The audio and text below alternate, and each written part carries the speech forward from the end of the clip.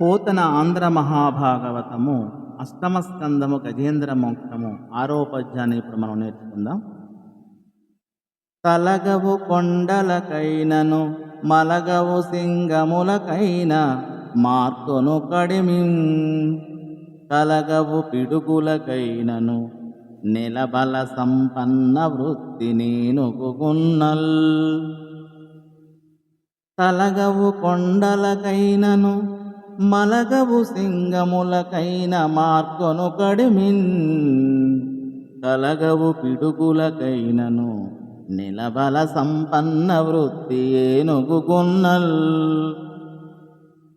ఆ గుంపులోని గున్న ఏనుగులు భూలోకములో మిక్కిలి బల సంపదతో కొండలను సైతం ఢీకొనుట అయినా వెనుదీయవు, సింహాలకైనా వెనుదీయకుండా ఎదిరించి నిలబడతాయి.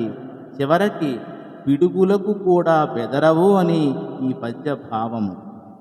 రహస్యార్థం ఏమిటంటే, కొండలంత కష్టాలు వచ్చినా ధైర్యం విడనాడకుండా కామాదులను జయించుటకు సింహము వంటి పట్టుదల కలవి అవి ఎదుర్కొంటాయి. పిడుగుల వంటి ఆపదలు మీద పడినా తట్టుకుంటాయి, కానీ చలించవు. అంతటి అవిద్యావృత పారమార్థిక జీవులవి అని రహస్యార్థాన్ని ఇక్కడ మనకి అందించారు పోతన.